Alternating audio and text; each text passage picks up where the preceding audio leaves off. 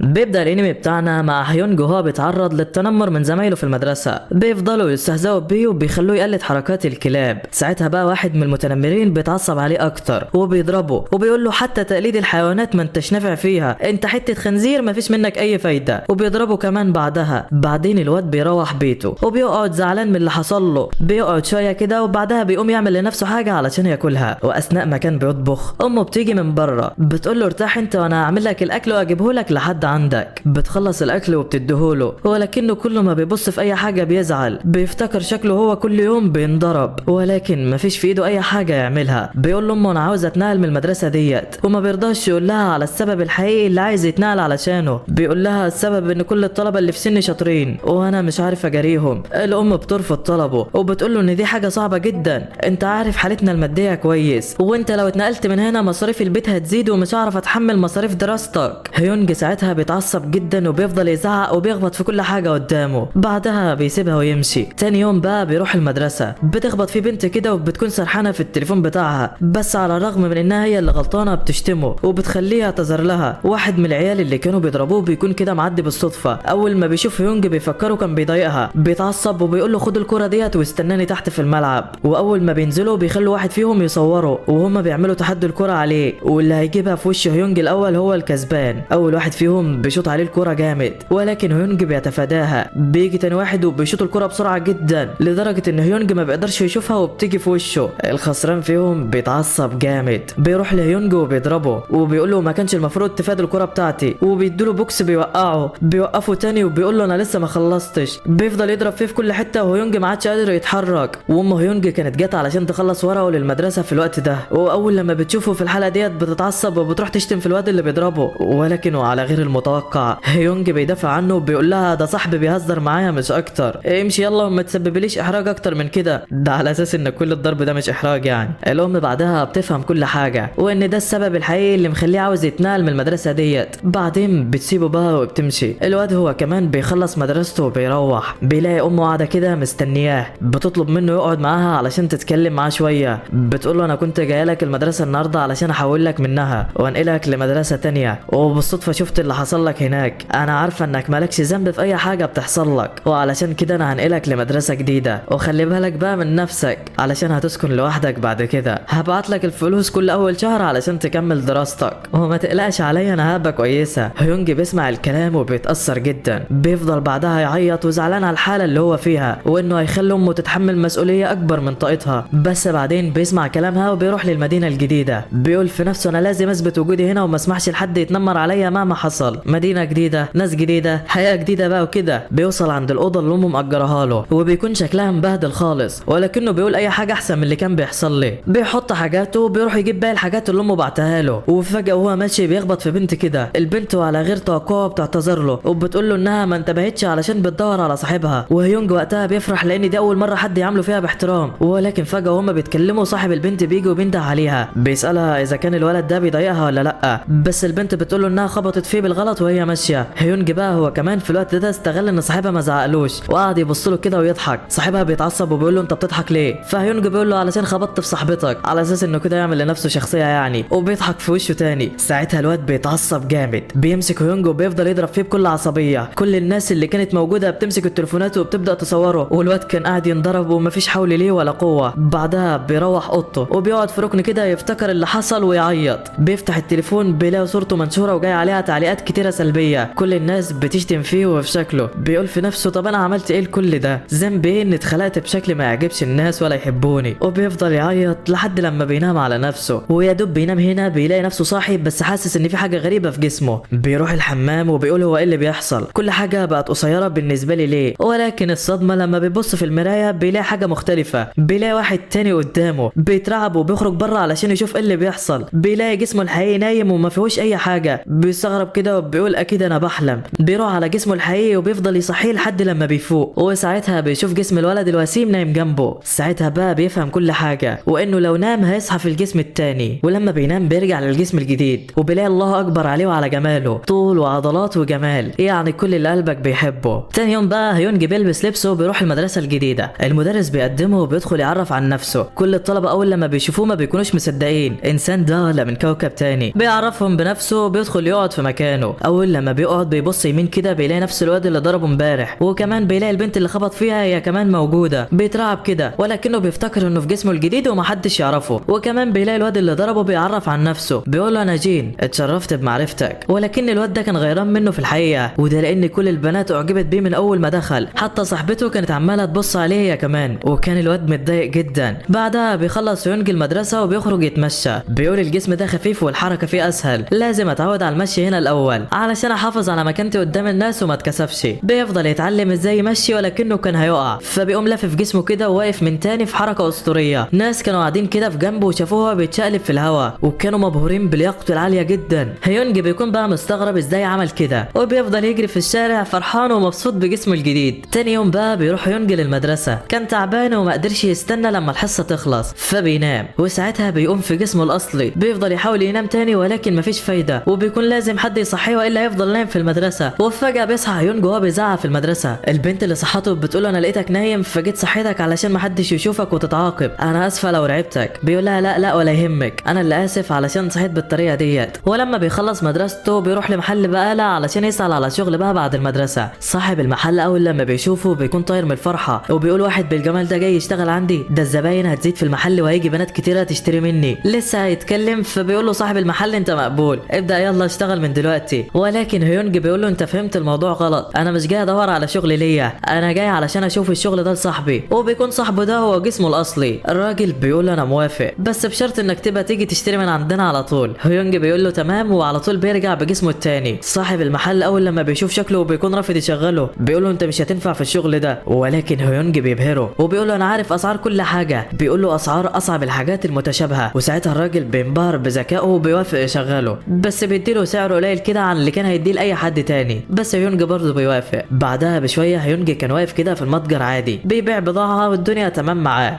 بس فجاه بيدخل مجموعه من الطلبه علشان يشتروا سجاير وبيطلعوا من نفس مدرسته. هيونج ما بيرضاش يديلهم حاجه وبيقول لهم ان السجاير ممنوعه لاي حد تحت السن القانوني. العيال بتقول له مشيها يا عم ومحدش هياخد باله، بس هيونج ما بيسمعش كلامهم وبيرفض يديلهم حاجه. جين بقى في الوقت ده كان مستني العيال دول بره، واتاري ان دي العصابه بتاعته اصلا. اول ما جين بيدخل المحل كده بيشوف هيونج جوه وبيعرف ان هو البياع، فبيروح على طول على شويه حاجات كده وبياخدها، وبيقول له انا هاخد الحاجات ديت من غير فلوس وهنسى انك كنت بتبص على حبيبتي وهسامحك. هيونج بقى كان خايف وما نطقش بحرف واحد. جين بعدها بيبص كده على اسمه وبيعرف ان اسمه هيونج هو كمان، وده نفس اسم الولد الجديد اللي اتنقل لمدرستهم. اول لما بيعرف كده بيتضايق، بيرمي كل حاجه كان جايبها وبيقول له الاسم ده بيضايقني، انتوا الاتنين بصيتوا لحبيبتي وانت لازم تتضرب دلوقتي. بينزل يضرب فيه لحد لما بيكسر وشه. ومش بس كده، لا ده بيصوروا تاني صور عريانه علشان ما يبلغش عنهم، ولو بلغ فينشر الصور ديت. ساعتها هيونج بيقعد يعيط من كتر التنمر اللي بيحصل له. بيقول تاني انا ايه ذنبي لكل ده، انا عملت ايه بس علشان يحصل فيا كل شويه كده. وكان في قمه الحزن وقتها. ومن ناحيه تانية امه بتتصل عليه علشان تسال على حاله، بيكتم بعدها دموعه وما بيبينلهاش ان في اي حاجه. بتقول له انت عامل ايه والدنيا عامله ايه، فبيقول لها ما تقلقيش الوضع تحت السيطره، فبتقول له تمام وبعدين بيقفله. وامه في الحقيقه بتكون تعبانه جدا، وده لانها اشتغلت في شغل اضافي علشان تبعت له مصاريف اكتر، وشكل الاتنين حياتهم بقت صعبه جدا. تاني يوم بيروح هيونج بقى للمدرسه، بيسمع جين وعصابته وهما بيتكلموا على اللي عملوه فيه وبيوروا صوره للطلبه التانيين زمايلهم. هيونج واقف وسمع كل اللي حصل وعينه كلها شر من ناحيتهم، لحد لما واحد فيهم بيشتم فيه وفي امه. بيقول واحد زي ده اكيد امه سايباه في الشارع ومقضياها. ساعتها بقى هيونج اتعصب جدا، بيعلي صوته وبيقول لهم انتوا كده رجاله يعني تشتموا في عيل ضعيف ما بيعرفش يدافع عن نفسه. جين بيسمع الكلام وبيتعصب، بيقول انا من زمان وانت مش عاجبني يالا، انت اللي جبته لنفسك. وكان لسه هيهجم عليه فبيلاقي واحد من الطلبه بيمنعه، ولكن ده ما بيفرقش مع حد، بيبعد ايده وبيقول له هيونج اجهز بقى علشان مش هرحمك. هيونج بيكون متوتر لانه ما اتخانقش مع حد قبل كده في الجسم ده، وكمان خايف انه يخسر سمعته قدام كل الطلبه. جين بيهجم عليه بسرعه جدا، ولكن هيونج بيلاحظ انه شايف ايده بتتحرك بسرعه بطيئه جدا وكأن الزمن وقف عنده، وبيقدر يتفاداها بكل سهوله. وده طبعا نتيجه لكل الضرب اللي اخده زمان، وبقى بيتوقع اي ضربه ايا كانت سرعتها بيتفاداها بسهوله، وكل الطلبه بيتصدموا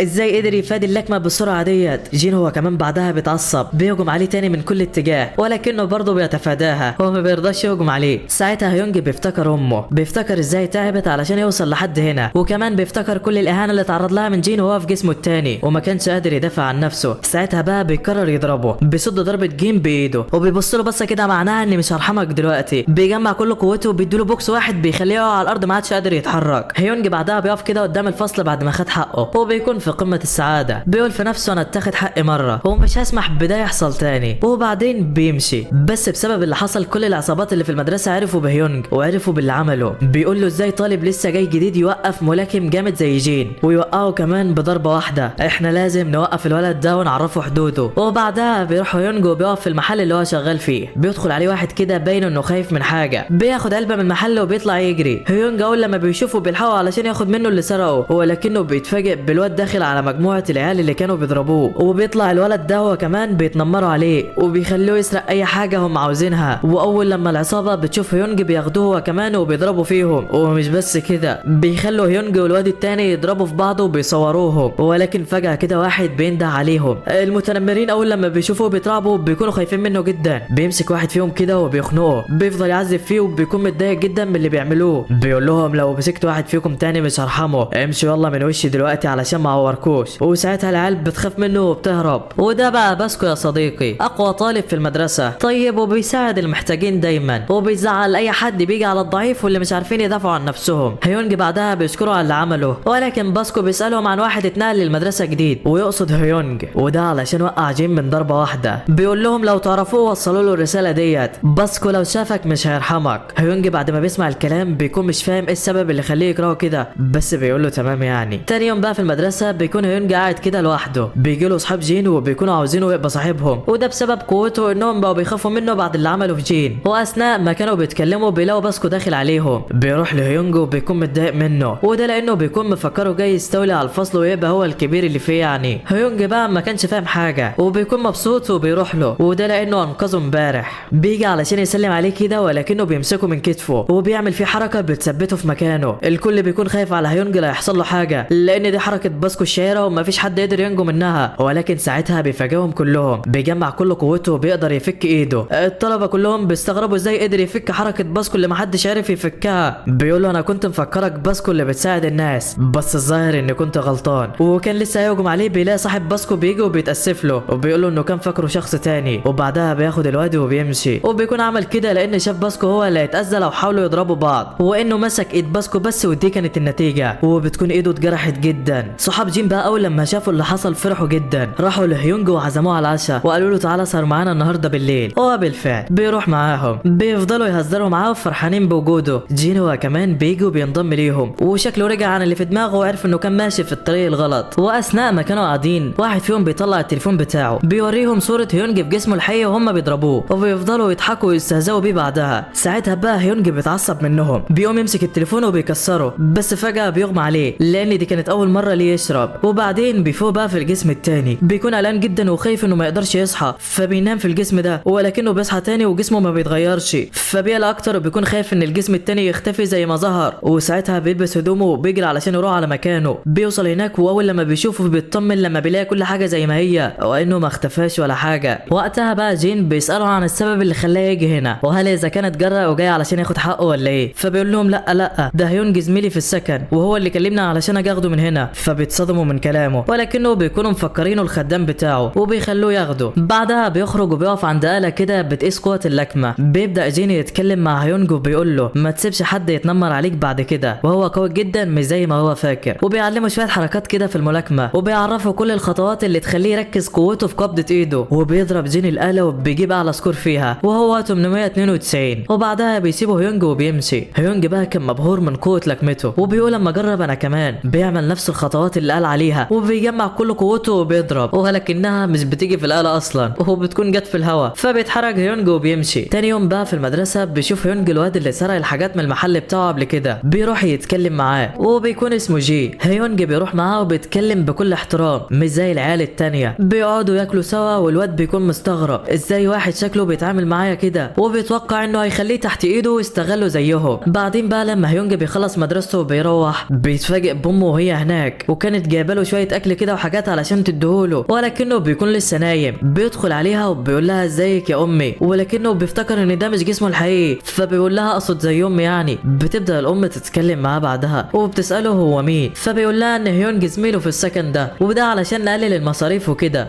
بتساله كمان عن ابنها والسبب اللي خلاه نايم لحد دلوقتي، فبيقول لها انه اشتغل في شغل اضافي بالليل وانه بيفضل هناك لحد الساعه 12 بالليل، وده اللي خلاه تعبان وعاوز ينام. الام وقتها وقتها بتفرح جدا، اخيرا ابنها كبر وتحمل المسؤوليه، ولكنها في نفس الوقت كانت زعلانه. بتقول له العيب مش عليه، العيب عليا علشان ما قدرتش اوفر له كل اللي محتاجه، والا ما كانش هيفكر في الشغل اللي اشتغله. وبتقول له تعالى معايا نتكلم في مكان تاني علشان ما يصحاش. وهو بالفعل بيروحوا مطعم وبيقعدوا هناك يتكلموا. بتقول له الام ان ابنها ده كان بيتعرض للتنمر من زمايله في المدرسه، انا جبته هنا علشان يبدا حياه جديده، ضغطت على نفسي واشتغلت في اكتر من مكان علشان اوفر له كل حاجه هو محتاجها. انا عايزه منك حاجه واحده بس، انك تحميه وما تخليش اي حد يأذيه او يهينه، وده علشان هو اتحمل كتير وما كانش في حد بيدافع عنه. هيونج ساعتها بيفتكر ذكرياته وكلامه معاها قبل ما يمشي، بيتأثر جدا وبيقول لها انا مش هخلي حد يتنمر عليه او هسيب حد يضربه تاني، ما تقلقيش عليه انا في ظهره. فالام بتفرح جدا وكانت في قمه السعاده. من ناحيه تانية بقى كان باسكو قاعد وسامع كل حاجه، وبيكون ماسك نفسه بالعافيه، وبيكون مفكره بيستغل الواد الغلبان ده هو وامه. وبعدها بيخرجوا وبتاخد الام الكراتين المستعمله علشان تبيعها، وبيكون ده شغلها الجديد. الام بتطلع فلوس وبتديها له وبتقوله ده حق اللي شربته. ما بيكونش راضي في الاول، ولكن الام برغم احتياجها بتقوله انا ما باخدش حاجه من غير مقابل، وبتصمم تديها له. ولما باسكو بيشوفها وهي بتديله الفلوس بيتضايق جدا، وبيقول انا مش هسمح بده يحصل ولازم ارجع حق الست ديت وارجع الفلوس منه. بيستناها تمشي، بيروح لهيونج بعدها وبيستفزه، بيقول له تعالى المكان بعيد علشان ما حدش يسمعك وانت بتطلب المساعده. هيونج ما كانش فاهم حاجه وبيقول له انت ليه عاوز تضربني؟ انا ما عملتلكش اي حاجه. باسكو ما بيرضاش يتكلم وبيقول له هات الفلوس اللي العجوز ادتها لك. هيونج وقتها ما بيفهمش اللي بيحصل وبيفكره عاوز ياخد الفلوس منه زي بقيه المتنمرين، وبيقول له لا انا مش هسمح لك. باسكو بعدها بيهجم عليه وهيونج بيفادي هجماته بكل براءه. باسكو بيقول الواد ده محترف خالص، بيهجم عليه هجمه سريعه وبيقدر يجرحه بيها. هيونج ساعتها اتعصب جامد، بيفتكر كلام جينو وهو بيعلمه طريقه الملاكمه، بياخد نفس الوضعيه وبيهجم عليه بيها. الضربه سريعه جدا وشكلها دي نهايته، ولكن باسكو بيتفاداها ولسه هيهجم بيلاقي ضربه عكسيه من هيونج بتخليه على الارض مش قادر يتحرك. صاحب باسكو كان معدي بالصدفه وشاف كل اللي بيحصل وشافه هو كمان واقع على الارض، فبيروح عليه وبيساعده وبيكون مستغرب ازاي هيونج قدر يعمل فيه كده. وبعدين بيمشي. بيروح هيونج بقى بعدها للمحل علشان يكمل شغله. بيجي له هناك باسكو علشان يشتري منه حاجات، بيبص له هو زعلان كده وبيقول له انا اسف اني معرفتش ارجع حقك. وهيونج ما بيكونش فاهم اي حاجه، وقبل ما بيمشي بيقول له اتمرن وطور من نفسك، القوي والضعيف عندهم نفس ال 24 ساعه، لازم بس تحسن من نفسك علشان ما تخليش حد يضربك. كلامه بيأثر فيه فعلا وبيبدأ ان هو يتدرب. واثناء ما كان بيتدرب بتدخل عليه القمر ديت، بتشوفه وهو بيتدرب. الواد بيتكسف خالص وبيقف علشان يشوفها. البنت بتشتري كل اللي هي عايزاه وبتشتري له كمان مشروب للطاقه علشان يساعده في التمارين وكده، وبتتعامل معاه بلطف مش زي الناس التانية. بعدين بتسيبه وتمشي. الواد طبعا بيستغرب وما بيكونش مصدق نفسه، وشكلها هتلعب ولا ايه يا صديقي. وتاني يوم بقى صحاب باسكو بيكونوا عرفوا بكل اللي حصل، وانه هيونج ضربه وسابه مرمي على الارض، وكلهم ما كانوش مصدقين اللي حصل ومتضايقين لان باسكو من ساعتها ما جاش المدرسه ومختفي وقاعد في البيت ما بيخرجش. بيقرروا بعدها انهم ياخدوا حقه ويتجمعوا على هيونج ويضربوه. وفي نفس الوقت كان هيونج في المدرسه ماشي كده عادي، شاف واحد بيتنمر على زميل ليهم وبيتعاملوا معاه بنفس المعامله اللي كانوا بيعاملوه بيها في مدرسته القديمه يعني. ووقتها بيقرر ما يسكتش ويدافع عنه زي ما كان بيتمنى اي حد يساعده وينقذه وهو بينضرب. بيروح ويقف قدام المتنمرين وبيبص لهم بعصبيه، وهم اول لما بيشوفوه بيعرفوا انه جاي يتخانق معاهم وكانوا لسه هيضربوه بيلاقوا استاذ جاي ناحيتهم فبيسيبوه وبيمشوا. بعدها بيروح مطعم المدرسه وبيقعد مع صاحبه جاي والولد اللي كانوا بيتنمروا عليه من شويه وبيكون اسمه تاكي بالمناسبه. بيبدا بعدها يونج يتكلم مع تاكي ويهون عليه، بيقول له انا عارف انك مالكش ذنب في كل اللي بيحصل لك، بس ما تقلقش لو حد كلمك تاني انا هساعدك وهفضل جنبك مهما حصل، بس بشرط انك تبقى صاحبي. تاكي ساعتها بيتعصب وبيقول له لا احنا مش زي بعض وعمرنا ما هنبقى اصحاب، انا كل يوم بنام جسمي متكسر من كتر الضرب اللي باخده، بتهان كل يوم حرفيا، بتمنى ان اموت واخلص من اللي بعيشه. يمكن انت فقير وهدومك مش ماركات زيي، بس كل الناس تتمنى تصاحبك وكمان قوي بتعرف تدافع عن نفسك، مستحيل انا وانت نبقى اصحاب. هيونج بقى اول لما بيسمع الكلام بيتاثر جدا وبيسيبهم ويمشي. من ناحيه تانية كان صحاب باسكو في نفس المكان بيراقبوه وبيقولوا انهم هيستنوه النهارده بعد المدرسه ويضربوه يعني، ولكن الواد ده بيسمعهم. بعدها بيخلص هيونج مدرسته وبيكون ماشي كده في امان الله. بتتصل عليه امه وبتقوله انها هتيجي علشان يحتفلوا بعيد ميلاده سوا وما يقلقش هي هتعمل له كل اللي بيتمناه. هيونج بعدها بيعتذر لها وبيقول لها انه عنده مذاكره كتيره ومش هيعرف يجي. بتلاحظ الام ان صوته متغير وبتساله اذا كان تعبان ولا لا، فبيقول لها لا. وبعدها بيخرج من المدرسه علشان يروح للبيت، وبيكون صحاب باسكو معاهم اسلحه ومستنينه يعدي من هنا علشان يضربوه، ولكن وهو ماشي بيقابل زميله اللي سمعهم وهم بيتكلموا عليه. بيديله شنطه كده مكتوب عليها عيد سعيد، وبيعرف هيونج ان هو سمعه وهو بيكلم امه وعرف ان النهارده عيد ميلاده. بيكون جايب له بقى في الشنطه ديت هدوم ماركات ومروق عليه على الاخر. هيونج ما بيرضاش ياخدها في الاول ولكنه ملحقش يعترض اصلا، لا الواد ساب الشنطه كمان و20 شنطه زيهم ومشى. اما بقى اصحاب باسكو فكان عمل معاهم الواجب قبل ما يقابله، هو ضربهم لوحده وشكله هو كمان مش سهل يا صديقي. هيونج بعدها بقى بيروح البيت وبيكون مصدوم من كل الحاجات اللي جابها له، وبيتصدم اكتر لما بيلاقي ان كل حاجه فيهم ماركه عالميه وبسعر غالي جدا. وتاني يوم بقى في المدرسه كان في شويه عيال كده قاعدين ومستنين هيونج يدخل علشان يتنمروا عليه وعلى هدومه، وعاوزين طبعا يحرجوه ويقللوا منه قدام الطلبه. ولكن لما هيونج بيدخل بيصدمهم، وده طبعا علشان هو لابس هدوم جديده وحاجات غاليه عكس العاده يعني. بيسالوه عن الهدوم ديت فبيقول لهم الصديق اللي جابهم لي.